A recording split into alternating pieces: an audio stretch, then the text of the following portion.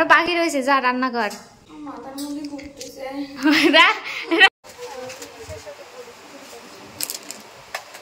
অনেক পুরনো গাড়ি না, তার জন্য এরকম হচ্ছে। আর এখানে আমি এই যে গরম মশলাটা বাটবো পাটাতে। আমরা এখনো পর্যন্ত পাটা ইউজ করি। Hello guys, welcome back to my channel আরিয়ানটা টুম্পা। তো সবাই কেমন আছো? আশা করি সবাই ভালো আছো, সুস্থ আছো। তো এখন বাজে সকাল 11টা। আমার কিছুদিন ধরে ব্লগটা স্টার্ট করতেই লেট হয়ে যাচ্ছে, কারণ ঘুমটাও ভাঙছে খুব লেটে। এমন না যে আমি 11টায় উঠেছি, একদমই না, 11টায় উঠিনি একদমই। বাইরের ওয়েদারটা ভীষণ খারাপ, গরম নেই, মেঘলা হয়ে আছে। সকালে একটু বৃষ্টি হয়েছে, রাত্রি থেকেই বৃষ্টি হচ্ছে। রাত্রিতে কম হয়েছে, ভোরের দিকে একটু বেশি বৃষ্টি হয়েছে। তো ফ্রেশ হয়ে গেছে, এখনও পর্যন্ত খাওয়া দাওয়া করিনি। সকালে নিচে যাব, এখন খেতে যাব। আর ওই যে বললাম বাড়িতে ঠিকঠাক রান্নাও হচ্ছে না।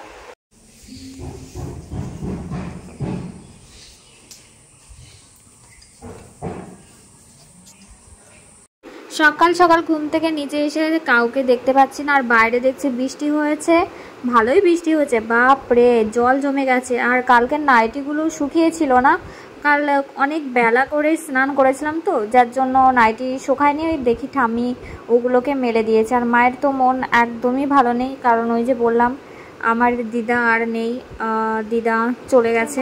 কি নিচে এসে দেখি আমাদের বাড়িতে সকালবেলা রান্নাটাই হয়নি। এই কটা দিন ঠিক টাইমে রান্নাই হচ্ছে না। বাবা দেখলাম পরোটা নিয়ে এসছে, সবারই খাওয়া হয়ে গেছে, আমার জন্যই টেবিলে রাখা আছে। ওই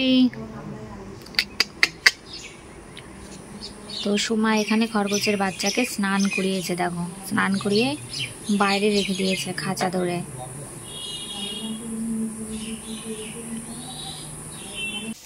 প্রচুর গরম লাগছে। তো সুমার রান্না করার কথা ছিল, সোমা গেছে স্নান করতে, এখনো পর্যন্ত আসছে না, লেট হয়ে যাচ্ছে বলে এখানে আমি বসিয়ে দিয়েছি রান্নাটা। তো আমি কি রান্না করছি দেখিয়ে দিই, দাঁড়াও। আলু ভাজা হচ্ছে আর মাংস রান্না করছি। তো এই যে এখানে মাংস হলুদ দিয়ে, লবণ দিয়ে আর তেল দিয়ে, পেঁয়াজ দিয়ে মাখিয়ে রেখেছি এটাকে। মশলাও বাটা কমপ্লিট, মাংসটা দিয়ে দিয়েছি। এবার এটাকে ভালোভাবে কষাতে হবে।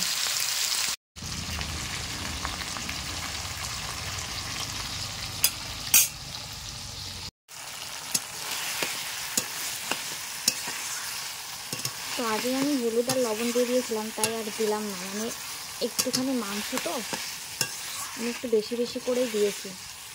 এবার যদি আরও দিই তাহলে লবণ বেশি হয়ে যাবে।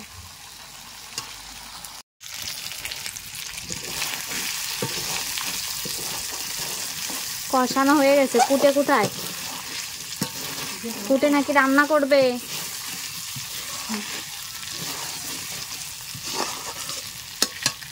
কি সবাই কি ভাবছো? এটাই ভাবছো তো, এতগুলো মানুষ আর মাংসটা ওইটুকু কেন? 400 মাংসটা শুধুমাত্র নিয়ে এসছে আমার মেয়ের জন্যই। মানে আমার মেয়ে বারবার বলছে যে আমি চিকেন খাবো এরকমভাবে বলছে। বাড়িতে অ্যাকচুয়ালি ওর জন্যই মাংসটা আসে, আমাদের জন্য না, কারণ আমাদের একদমই ভালো লাগে না মাংস খেতে। তো এখানে আমার এখন চিকেন রান্না হচ্ছে, আর আমি এটা দিয়ে পুরো কভার করে দিয়েছি। আর এখানে আমি এই যে গরম মশলাটা বাটবো পাটাতে। আমরা এখনো পর্যন্ত পাটা ইউজ করি, মিক্সারে খুব একটা ইউজ করি না। পাটাতে এখনো পর্যন্ত আমার মা মশলা বাটে।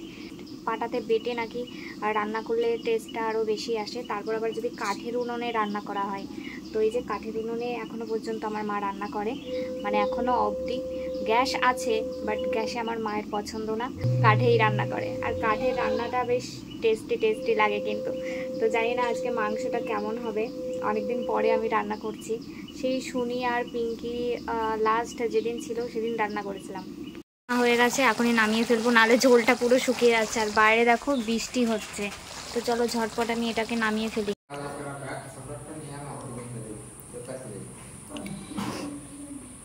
তুই বলে রান্না করবি,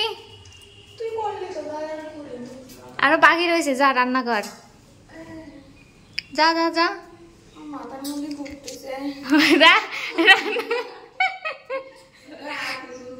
রান্না করার কথা বলছি, ওর মাথার মধ্যে ঘুরছে।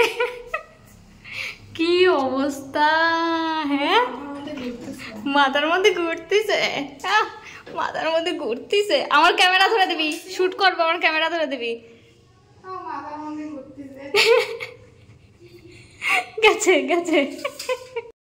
তো আমার রান্না কমপ্লিট হয়ে গেছে আর স্নানও করে নিয়েছি, অনেকটা টাইম হয়ে গেছে। আমি উপরে এসে রিলস দেখছিলাম, ভিডিও, তো এখনও পর্যন্ত খাওয়া হয়নি। বাড়িতে সবারই মনে হয় খাওয়া হয়ে গেছে, আমারই খাওয়া হয়নি। আর মাথাটা আমি এখনও পর্যন্ত চিরুনি দিইনি। তো চলো আমি আগে গিয়ে ঝটপট খেয়ে আসি, প্রচুর খিদে পেয়ে গেছে, তারপরে কিছু শর্ট ভিডিও শ্যুট করব। চলো। আজকে দুপুরে আমাদের বাড়িতে রান্না হয়েছে এই যে ডালের বড়া, এখানে চিকেন আছে আর সর্ষে দিয়ে কলা রান্না করেছে, কাঁচা কলা। সবাই বলছে চিকেনটা বেশ ভালো হয়েছে, শুধু লবণটা একটু কম কম হয়েছে। আর বাবা এ দেখো বগুলাতে গেছিল আইসক্রিম, বাড়িতে এসে বলছে যে নে তোদের 3 বোনের জন্য 3টে আইসক্রিম নিয়ে এসেছি। ভাবা যায়, মানে বোনই বলতে পারো, এটা যে আমার মেয়ে সেটা কেউই বলে না। খাওয়া দাওয়া শেষ করে এই যে কিছু রিলস ভিডিও শ্যুট করছি, শ্যুট করতে করতে বাইরে চলে আসলাম, কারণ হালকা বৃষ্টি হচ্ছিল আর প্রচুর গরম লাগছিল। মানে বৃষ্টি হচ্ছে তারপরে গরমটা যাচ্ছে না। আর এখানে দেখো বোন এইমাত্র ঘুম থেকে উঠলো, ওর আইসক্রিমটা ফ্রিজে রাখা ছিল, তো ও ঘুম থেকে উঠে ওর হাতে আইসক্রিমটা ধরিয়ে দিয়েছে আমার মেয়ে। আর এখন আমরা যাব বগুলাতে। তো বোনকে বলছি তুই জলদি রেডি হয়ে যা, একটু বগুলাতে যাব, আমার দরকার আছে, কারণ আমার ফোনটা ওই যে ভেঙে গেছে, উপরের কাঁচটা ভেঙে গেছে, সেটা চেঞ্জ করতে যাব। বৃষ্টি কি হবে? তো বৃষ্টি পড়ছে, এই যে বৃষ্টি পড়ছে, এই যে না মনে করে রোদ্দুর নেই কিন্তু ধুলো আসে। হ্যাঁ,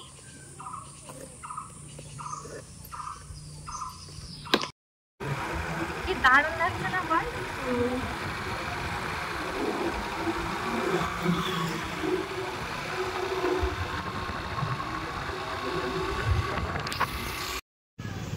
তো গেট করেছে,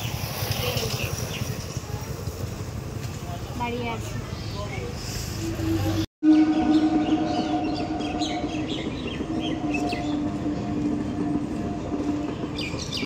অন্যদিন একা চলে আসি দরকার থাকলে বগুলাতে, বাট আজকে আমার একা আসতে একদমই ভালো লাগছিল না। পিঙ্কিকে ফোন করেছিলাম, পিঙ্কির ফোনটা লাগেনি, বুঝতে পারিনি যে আমার ব্যালেন্সটাই নেই। তার পিঙ্কিকে যখন আমি ফোন করেছিলাম ফোনটা আমার হাতে ছিল, আমি বুঝতেই পারিনি যে ফোনে ব্যালেন্স নেই। আমি আরও ভাবছি পিঙ্কি আমার ফোনটা কেন রিসিভ করছে না। তারপর যাই হোক বোনকে নিয়ে চলে আসলাম মার্কেটে। আর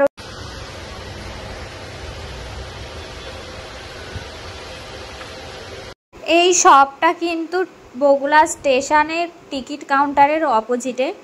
শপটা ভীষণ ভালো লাগলো, আমি ফার্স্ট টাইম আসলাম, এখান থেকে একটা কভারও নিয়ে নিলাম ফোনের। আর আমার ফোনটা এখন দেখো কত সুন্দর, একদম নতুন হয়ে গেছে, মানে চকচক করছে আর কি।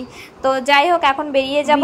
V27 ছিল আমার ফোনটা, উপরে গ্লাসের দামটা নিয়েছে 300 টাকা আর কভারটা নিয়েছে 250 টাকা।